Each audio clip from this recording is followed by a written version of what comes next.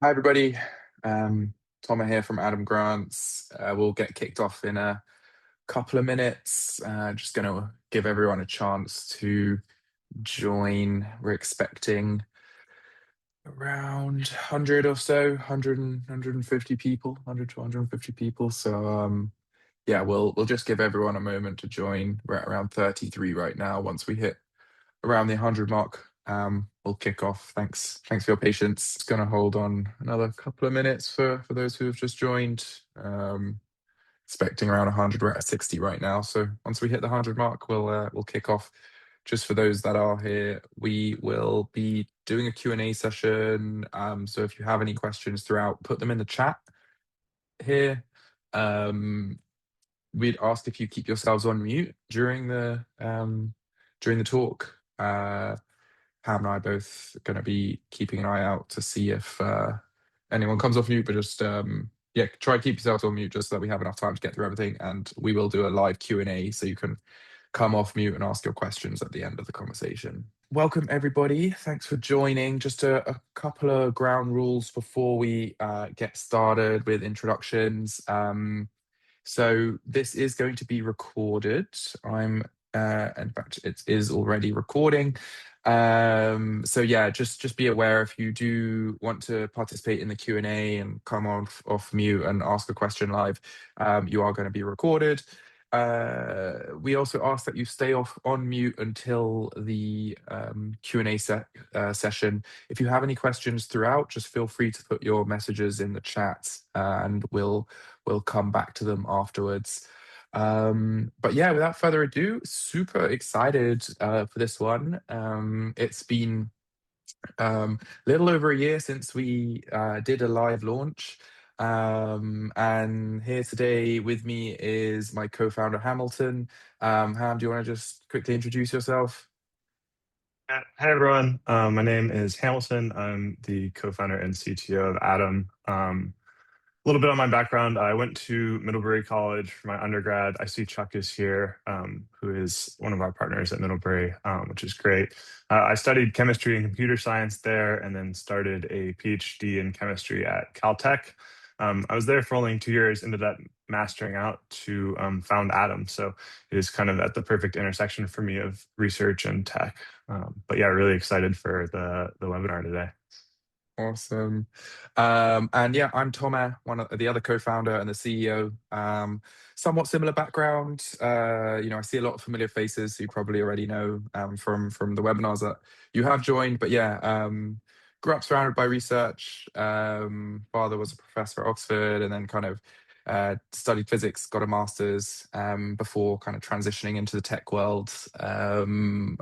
Came full circle back after a couple of years to start building technology tools, AI tools for the research ecosystem. And so, yeah, we've been going with Atom 3.0, or with Atom, and we're about to launch Atom 3.0 in today's webinar. Just very quickly, in terms of an agenda for today, we're going to spend around 60 minutes. I'm not sure we're going to need the full time. As mentioned, if you have questions, we're going to have a Q&A section at the end. Please drop your questions in the chat as we go along, and we'll come back to them at the end. But yeah, we'll go through a brief story about Atom and how we've got here. Ham is going to introduce us to Atom 3.0 and some of the kind of thinking that went behind the new platform. Then we're going to shift into a live demonstration, exclusive live demonstration of the new platform, run by myself.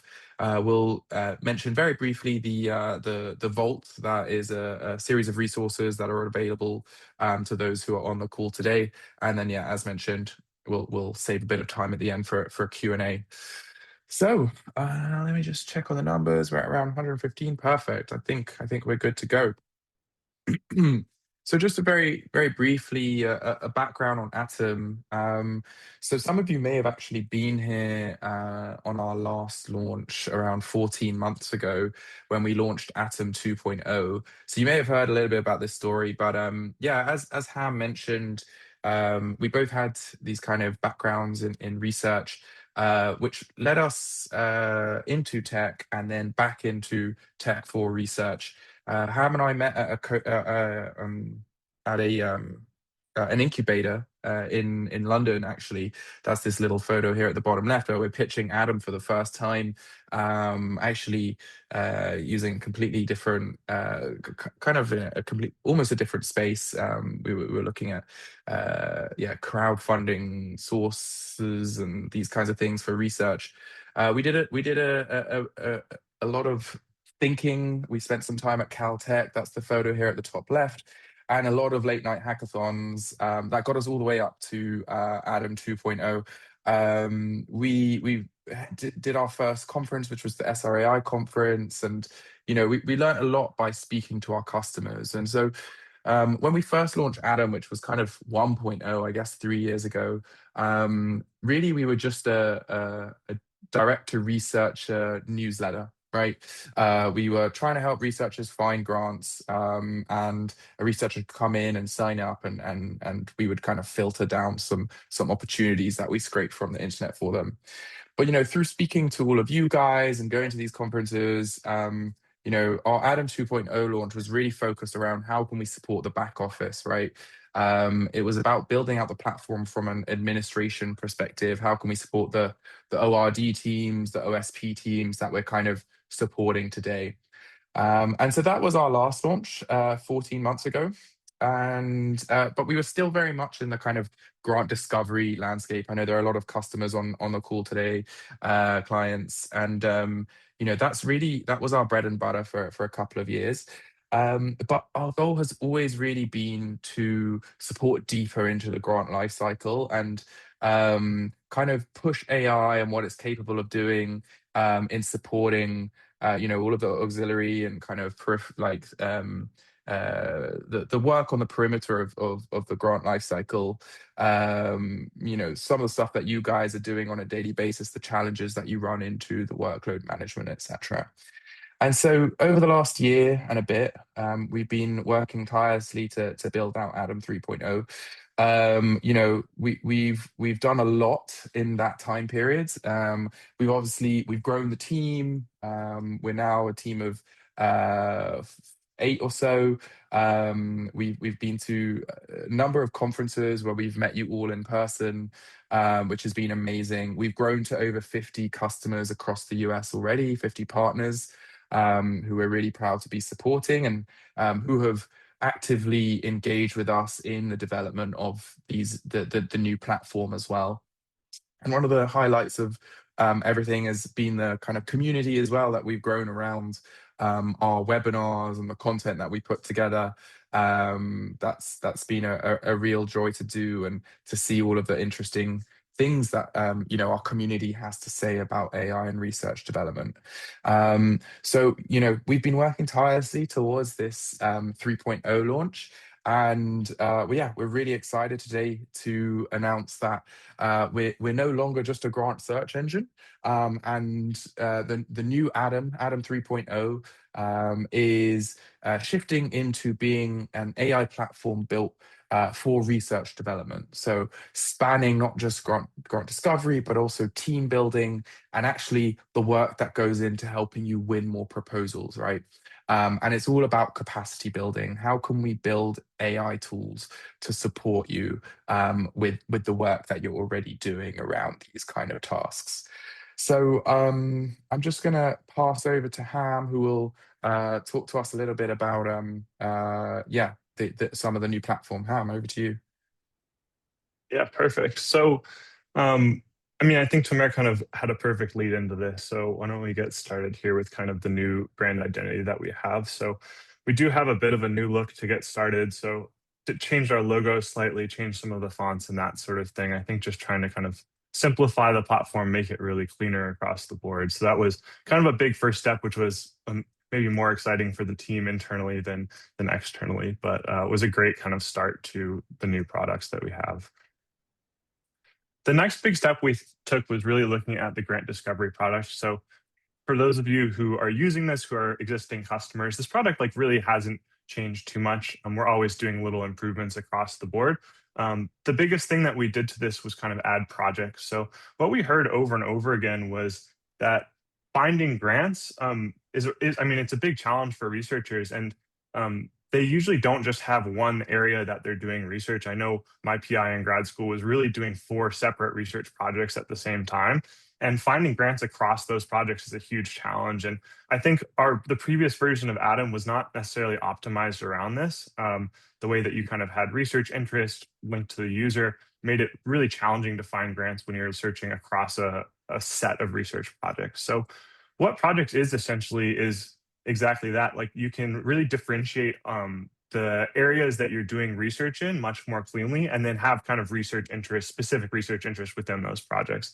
And what that means is when you're searching for grants, you can kind of search project by project. So again, when I was in grad school, my PI had different grad students working across a variety of different areas, and now you can really separate that very cleanly within Atom. Um, Additionally to that, you can also share with collaborators. I know, especially with the changing grant landscape, more and more research proposals, more and more papers are being published with collaborators than ever before. And again, Atom necessarily wasn't set up for collaborative environment when you're searching for research grants. So that's another step as well. You can kind of invite other people in, collaborate, work on building eligibility profiles. So the types of things you're looking for grants for. And research interest across those people, have shared favorite lists as well, and all kind of in the same place. And you can do this with different people, different groups, all under your same profile and admin. So, and then the next step is really department projects for admin. So one of the things that we heard as well from a lot of our users was that when you're a research administrator, you're sometimes looking like across a department or across an entire college for grants in areas that could be a good fit for kind of anyone in that area. And again, there really wasn't a great way to kind of set that up on the existing Atom platform. You kind of had to hack together your profile to be searching for a wide variety of things. But now you can kind of spin up one of these projects, have kind of the group that you're looking for, and very easily kind of send the grants out to those people, search for grants across the kind of department project that you're kind of have put together as well. So really just making it easier to kind of have these bigger groups, separate research areas, all under your same Atom profile. So that's kind of the big discovery update. And then kind of going into some of the new modules and where we're expanding as part of this AI for research development. One of the things that we've really heard over and over again as well is that finding collaborators is a really big challenge. So we put some thought into how we can kind of tackle this, and fit it in with kind of the discovery side. So still very much focused on getting research grants, but how can you do that with other people who are a good fit? So to start, the obvious spot is we kind of built a massive researcher directory. So we have over 1.2 million researchers from the United States who are loaded into this.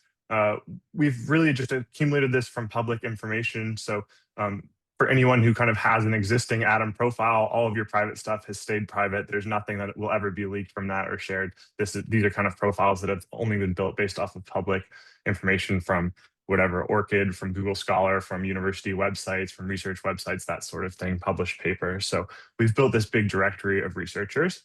And as you're searching for grants on Atom now, there's a new tab on each grant page for collaborators. And we're actually working with some of the leading research experts on how research teams are put together to kind of optimize our algorithm for this as well, to kind of ensure that you're not just getting random suggestions from people that you've never heard of or universities that you have no contact with, but really it's like layers of your network and finding collaborators who maybe it's someone who's in the same department as someone who you've previously collaborated with, or at an institution that's similar to someone that you previously collaborated with. So you have some intro, some way into these new collaborators. And also looking at research grants, obviously sometimes your profile isn't a perfect fit for a grant, but when for this collaborators, we're looking at what is kind of missing from your profile and who from our big researcher database would be a perfect person to kind of supplement that and would be end up making a great team. And as part of this, it obviously plays straight into the next step too of like actually building the team. So as I was mentioning before, you can have collaborative grant discovery teams now, and it plays straight in from this. So as you're searching for collaborators, when you find someone who you think is a good fit through the platform, you can kind of send them an email letting them know you can be that you're interested in working with them. You can add them to a collaborative team if they're an Atom customer as well. And the platform kind of flows a bit more together as you're kind of finding grants for both of you now looking through for this. And going back to the collaborators too, we also have kind of a researcher search as well for this. So we've kind of layered on top our grant search onto the researcher database as well. So it's not just for finding collaborators. If you want to search for researchers doing some subject area, if you want to filter by institutions and see maybe you're only looking at a specific institution, you're trying to find someone there who's a good fit, we kind of have this big researcher search as well. And this is we've really optimized this as well. So if you're only looking at people in your institution, you can do that as well. But if you are looking kind of externally, it's really easy to kind of find all those researchers now within our system.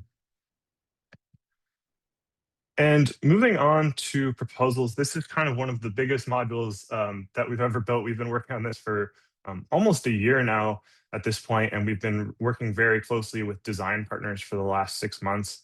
So they've kind of had some early access and been providing feedback to us very closely is proposals. So again, like grant discovery is great, and helping people find the right grants is really what we've built Atom off of and is still the core part of the platform. But we wanted to expand that into what is the work that research development teams are doing, and how can we really optimize across the grant lifecycle, not just kind of at that first step. And that's really what proposals is. So proposals is designed to kind of help both research administrators and researchers put together the research proposal and provide kind of the key information needed from these proposals, so in a digestible and collaborative environment. So there's kind of three main parts of the proposals module. The first one is building structured guides. So again, this is one of the issues that we had heard from our design partners over and over again, is that for every proposal, they're kind of putting together documents for their researchers with here's the here's the things you need to submit, here are the key points that you need, here's the formatting, here's the eligibility, whatever it may be. And that takes a lot of time, both from the research administrator side. Obviously, you have to read through sometimes 100-page documents, flagging all the important things, compiling it into a separate document to send over. And what we've built with this is really just automating that. So directly from the discovery product, when you find a grant that you're interested in, with 2 clicks, essentially, a multi-page guide will be generated for you with all the key information that you need to know to apply for the grant. This can be sent to the PI. They can view this as well and also create these. And it's really just the quickest way that we could find to kickstart a new proposal when you're starting to work on it. The next layer of this is kind of running an AI review. And I think we're very cognizant that the middle step there of actually writing proposals, we're not necessarily doing as much of. We have some outlining tools, we have some things like that. But I think that with some of the NIH guidelines that they've had around AI writing and in general about how grants should be done, we're very careful to not kind of step on toes and using AI to write proposals. I think the scientists should be doing the science, and we've recognized that and have kind of designed the proposals product around that core thesis. That being said, what we do have is a review system. So this is essentially anything from a single document. You want feedback on this against the funder's rubric, against the exact guide and the guidelines that are presented. We'll kind of give you feedback on any single part of the proposal. And then we kind of also have a full end-to-end red team that will do, once the proposal is pretty close to being ready, that you can run in our system. It'll go through, make sure everything's hit, make sure there's no sections missing, the formatting of your proposal is correct, the budget checks out, the justification aligns well with the guidelines of the grant and with the budget and that sort of thing. So kind of the end state, making sure that all that review step is good. And again, I don't think this is by any means all-in-one solution. You never have to read proposals again. It's really just a first way to get some of the low-hanging fruit for these proposal reviews. And it's also self-serve too. So the goal was to really take some of the work off of the research development office's plate and letting the researchers themselves come in, upload documents, run these reviews. And by the time that it's passed off to research development, it's already in a better state than it would have been if they had just done it kind of from scratch. And then the last part of the proposals product is a CRM essentially for all of your proposals. So you can see whether for specific departments, for the whole institution, what grants are in progress and what stage they're at. Which ones are people just getting started on? Which ones are deep in the review stage? Which ones have you submitted? Which ones have been awarded? That sort of thing. So it's kind of an all-in-one view. You can very easily see which funder you're submitting to, who is working on it, who's on the team, what step it's at, that sort of thing, and an overview of kind of which of the documents and what step they're at. So the CRM has been one of the most useful parts of this, and we've gotten really good feedback thus far from our design partners on that part of the product. So that's kind of proposals in a nutshell. And then the last part that this is kind of in progress and launching a bit later this fall is institutional analytics. So for our existing customers, you know that we kind of have some of this already. For example, the engagement with Atom and how your researchers are using it, who's been active, that sort of thing. So we're kind of expanding on some of those analytics that you currently have as part of the engagement side. As I mentioned with the proposals product, you're really having now a glimpse into as well the full proposal pipeline, what's being worked on, what's being submitted, how big those grants are. You can filter by agency, by that sort of thing, and kind of get an overview very quickly of where your institution's at on grants submitted. And then the last part of this, which we're really excited about, is more of funding trends from across the campus. So again, we're using some public numbers, obviously some of the data that we have internally from usage and that to kind of bookmark where your institution's at against funding trends, find some areas that maybe you can improve where faculty already fit in really well. So whether that's research subjects or funders that we think could be a good fit that your institution's really not tapping into yet, that sort of thing, just really trying to improve your oversight and your knowledge about where the industry's at, where your institution fits in, and that sort of thing. So we're really excited to kind of have the full institutional analytics available this fall. And Cool. that is All right. kind of an overview, yeah, of Atom 3.0. So we'll get into a bit of a demo now. But Yeah. yeah. Yeah, thanks, Sam. Yeah, we just had a very timely question from Nadine. Yeah, we'll be jumping into a demo now. So yeah, super excited to show you some of the stuff that we've already got live today. I'll give a brief demonstration for those who aren't familiar with Atom across all three modules that we're working on. So we'll start with grant discovery because that's the way kind of faculty usually first come into the platform. I'll just give a quick refresher on that for those that aren't familiar. And then we'll talk a little bit about collaborators, researcher search, and all of the kind of admin functionality that we have as well. So yeah, Atom, at its heart, what we've been for the last 3 and a bit years is a grant search engine. It's how a lot of researchers first come in. The challenge that we're solving here, right, is how can we help you grow your pipeline? How can we help you find and surface the right grants at the right moment, such that your researchers are applying to the right stuff. So what we've done is we've developed a proprietary database, which we've layered something called a semantic search engine on top of. And it's really easy to search for grants in the system. We basically process natural language. So if I come over to, a paper here on the application of neural networks, I can take the entire abstract and I can drop that into the search bar and I can search against that. And what the system does, the way our search engine works, is it picks up on the kind of the contextual clues within that piece of natural language to surface conceptually related funding opportunities, right? So you guys might be familiar with keyword systems, where you have to decipher your researcher's interests and condense them into a single keyword. This system is much better at understanding the meaning and the intent. And so our matchmaking is all based around this kind of concept of semantic understanding of language. We're an AI platform though, and we're all about automations. And so really the way to think about Atom is less of like a grant search engine that researchers come in and use on a daily basis and that you have to train them up to use, and really more as a tool to enable you to start distributing the right funding opportunities to your faculty proactively. It's about proactive outreach. And this is driven through your admin dashboard. So your admin dashboard is kind of where you can see all of your engagement analytics, all of these kinds of things. It's where your leadership lives. It's where you guys as administrators and back office staff live. But the really powerful part of the admin dashboard is your researcher directory. And what we do with the researcher directory is we basically automatically create profiles for your faculty. It's really simple to add a faculty profile. All you need to do is add in their name, email, department, and job title. And what we do is we actually generate their profile based off of publicly available information. So we'll look at things like publications, previously awarded grants.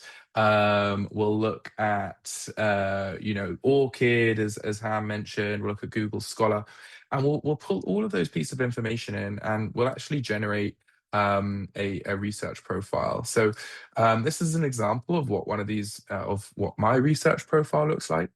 And what we'll do with this is we'll actually begin matchmaking with grants based off this, and proactively pushing those opportunities directly to the researcher's email.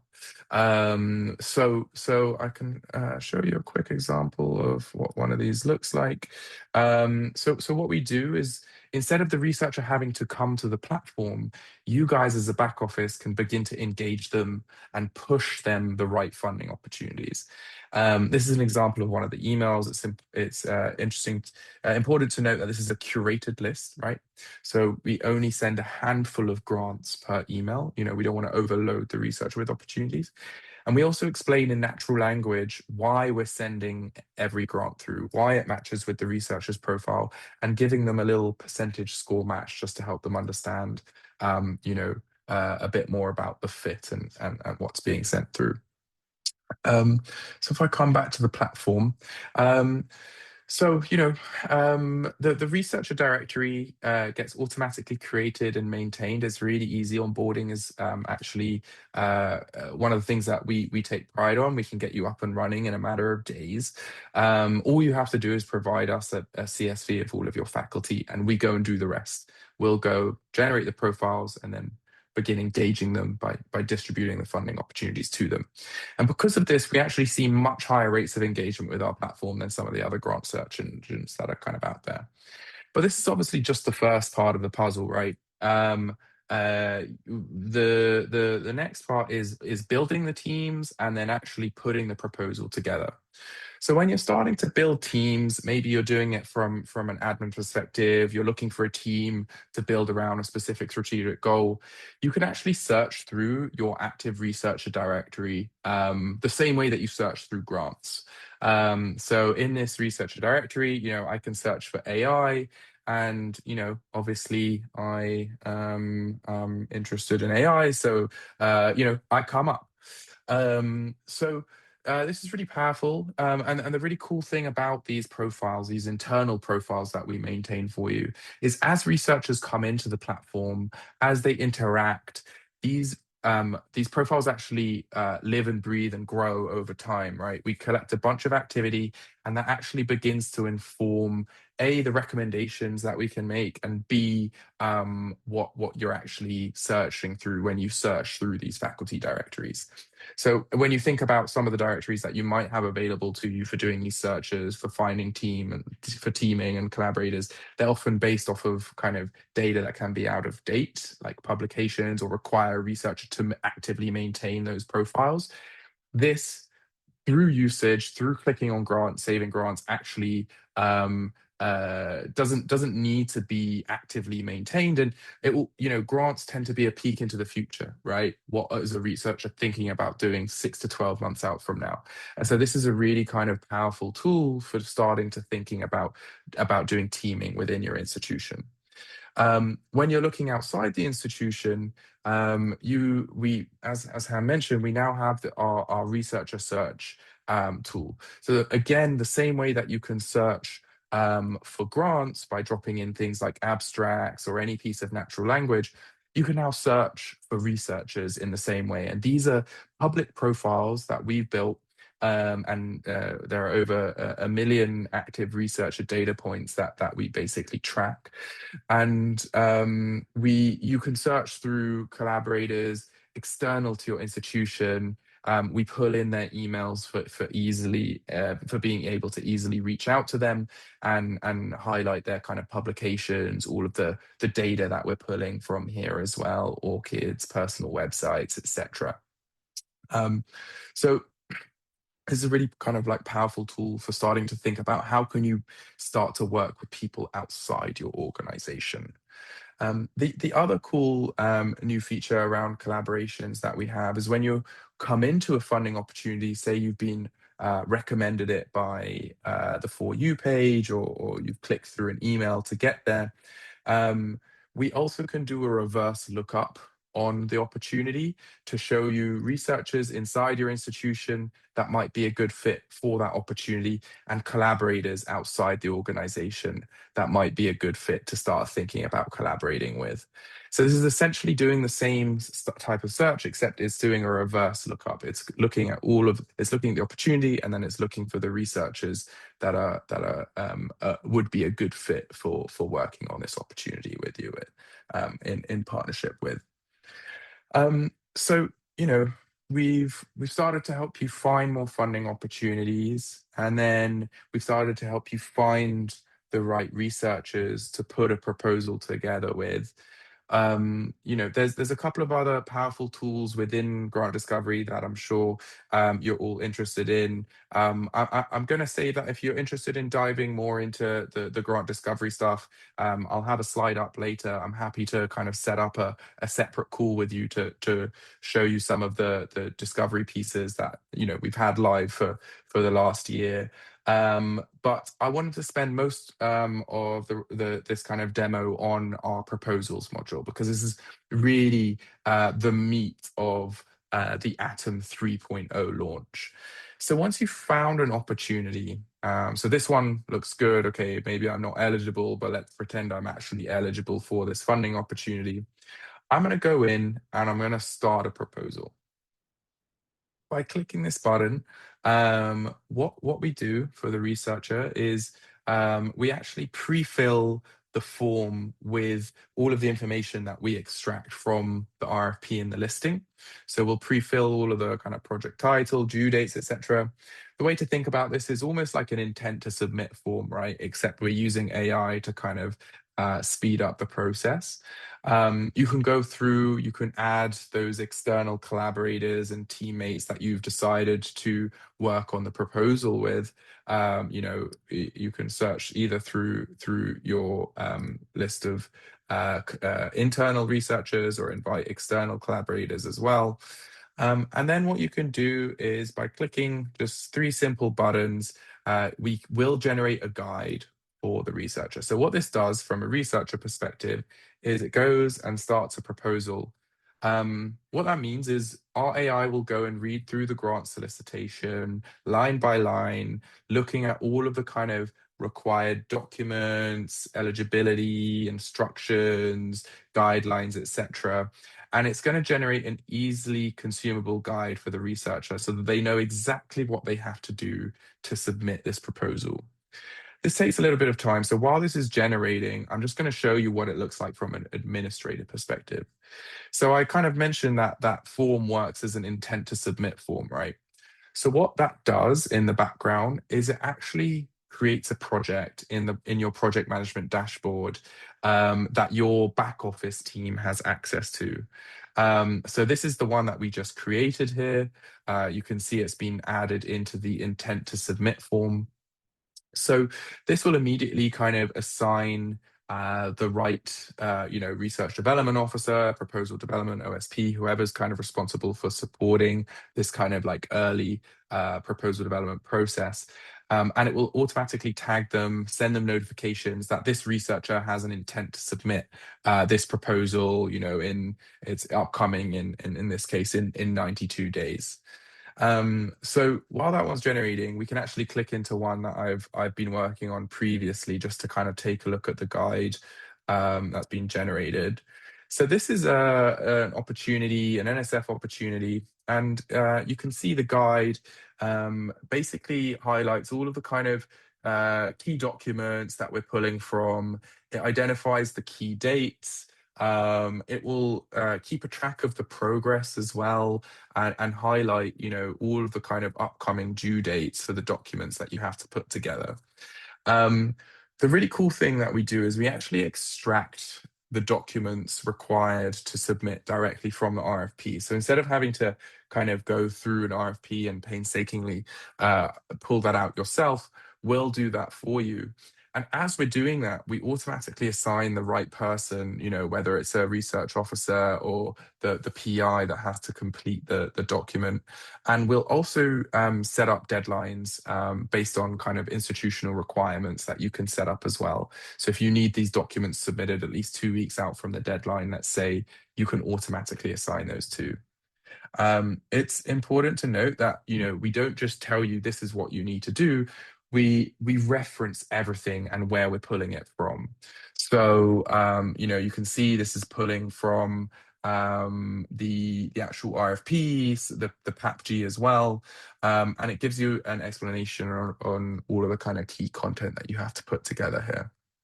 This guide is fully editable as well. So, if there's anything that needs changing that, you as a research officer has identified, you can come in and you can make those changes too. I can say new change or whatever it is.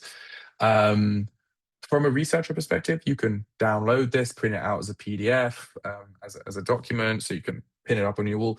Because we know that researchers, they like to work offline, right? They're going to work in their own workflow, and they're probably going to leave it to the last minute to let you know where they're at in the development process, right? So what we've done is we've created a system to try and incentivize researchers to let you in on where they're at in the kind of development process without them really realizing that that's what they're doing. And so we've developed a document workspace where they can begin to upload the documents that they need to submit. So this overview that we're looking at here is the overview of the full document workspace that I'm working on. On the left here, you can see all of those documents that we pulled out. They're actually mapped to an individual workspace for each one of those documents. The way to think about this is kind of like a OneDrive or a Dropbox-like environment, except it's built specifically for the proposal that you're working on. So you can see here's a document that I've already uploaded. You can see there's different versioning. I've already kind of finalized this. But for other documents that have yet to be uploaded, you can upload them directly here, or you can ask the AI to actually draft an outline for you, looking at more like structurally how this document should be put together, rather than, as Ham mentioned, helping to write it. That's still the responsibility of the researcher. So as researchers are uploading their documents, we know they're not going to go out of their way just to keep you in the loop. But as they're uploading their documents, what you can begin to do is you can actually begin to get reviews on your documents. So I can click the review button here as a researcher, and what our AI will do is it will actually go into that document and run a check against what the RFP is looking for and what the funder is looking for. And it will identify any weaknesses in the document that's been uploaded and actually highlight in the document what needs to be improved. So I want to talk a little bit about privacy while this is running in the background. So we are an enterprise. We use enterprise grade models. When we do rollouts, they're enterprise grade rollouts. So all of the documents that are uploaded into the system always remain your kind of intellectual property. We're never using any of the information uploaded here. We know there's kind of sensitive IP to actually train any models or anything like that. It all remains within your kind of walled gardens within your institution. So here's an example of one of those reviews. As you can see, it's identified a couple of different fixes that are needed. It will also kind of automatically highlight where in the document those fixes are needed. But the cool thing is you can get your AI review, but this isn't just a workspace for the researcher and the AI. You as a research administrator can come in and you can actually leave comments as well. So I'm gonna make a comment here. This language needs to be changed, and then tag one of my collaborators. So this becomes a collaborative workspace for you all to start working on the proposals. So it's AI, but with humans in the loop. And instead of having to do all of your back and forth by email, you can kind of centralize it through the system, and everyone that's kind of assigned to the workspace will get notifications both in the platform, and they'll receive them by email as well. The the last thing to kind of talk about here is back on the overview page. Once you've uploaded all of your documents, each one of these reviews is being done on an individual document by document basis, but you can actually run a full kind of AI powered red team review against all of the documents. Obviously, I haven't uploaded everything here, but I can, run a full review against what is there. And this is going to look at things like document consistency, how the overall plan, like budgets, align with what you're looking to do.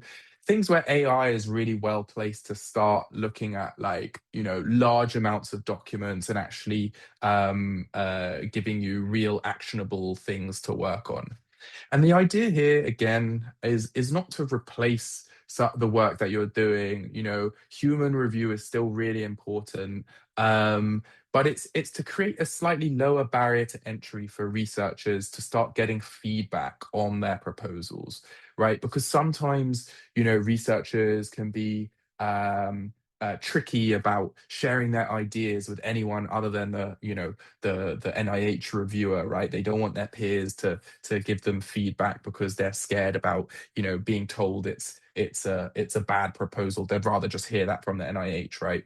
And so sometimes an AI, even though it's not going to be 100% as good as a human reviewer, a long kind of 2 week review, it's because it's that kind of like lower barrier to entry. It's a non-objective way, a non kind of opinionated way for researchers to start getting that feedback loop going, and actually getting feedback, iterating, uploading new documents. And what we've seen is, as you go through that iterative improvement process, the proposal actually gets better over those series of reviews, rather than just kind of having to wait for one review at the end. Um, the other point to note here is this, as you can see, works pretty quickly, right? So a lot of researchers, they tend to not leave, the allotted time of like 2 weeks out to get this review done. So this is a quick way for them to start getting the feedback on their documents on the timelines that work for them. Um, so, I'm going to pause there just because we have to come back to the rest of the presentation. I want to leave some time for Q&A, but I will leave a slide up. So if anyone wants to dive into anything in more detail, I'd encourage you to book a one-on-one call with me, and I'm happy to dive into any of the stuff that we've discussed, and more of the discovery platform too, on a call down the line. So yeah, just to kind of recap what we went through, you know, this essentially is one connected workflow. It's what we're developing here is almost like a new category of tool, right? It's a platform built specifically for research development. For years, pre-award, OSP, they've had their kind of grant management tools, these kinds of things. And, RD has had to make do with stitching together grant search engines and CRMs and all of these kinds of, yeah, email threads getting lost. And now you can do everything in a single place, in one platform, all with kind of like AI built in from the ground up to actually help you find the grants, build the team, and write the proposals that are going to bring in more funding for your institution. As we kind of mentioned a couple of times, this has been developed in collaboration with our design partners. So we're not just building something out of the blue. Every single thing that we put into the product has come as a result of the work that we've done tirelessly over the last year, meeting with our design partners on a kind of weekly, bi-monthly basis, and actually putting the product in their hands, getting that feedback back. And it's been an amazing process to work in partnership with them. You guys know what works and what doesn't better than we do. We're simply here to kind of turn your ideas into product. So if you're interested, we've actually just launched a case study with one of our design partners. You can scan the QR code there. That's with Denver Health and Academic Medical Center. And yeah, this is a quote from one of our other design partners as well. It's all about helping to save you guys time so that you can focus on the kind of strategic things that only you can do, right? Cool. A very brief mention about the Vault. So you may have seen in our kind of materials leading up to this, our social posts and some of the emails that we sent out that we're releasing the Vault.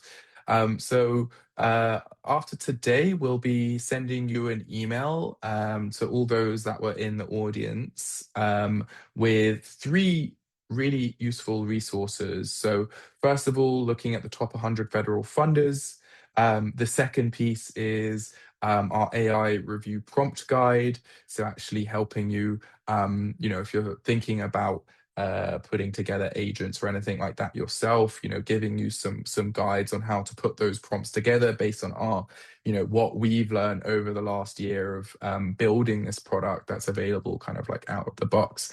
And the third is the R1 collaborator map. So looking at, all of the top universities and the areas that they're strongest in so that you can start thinking about who are the right people to make connections with. So keep an eye out on your inbox. We're gonna send you a follow-up email with all of those resources available to download. And that's thanks to Raphael and Alex who put those together from our team. They've been working tirelessly to put those together.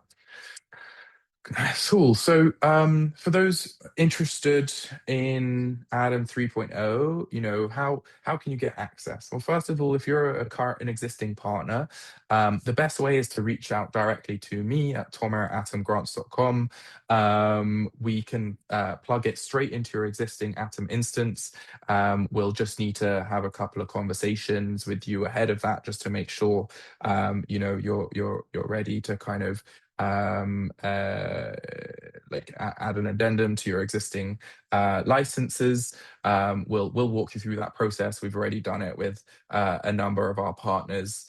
If you're interested in seeing how Adam can come to your campus, your college, feel free to book a demo.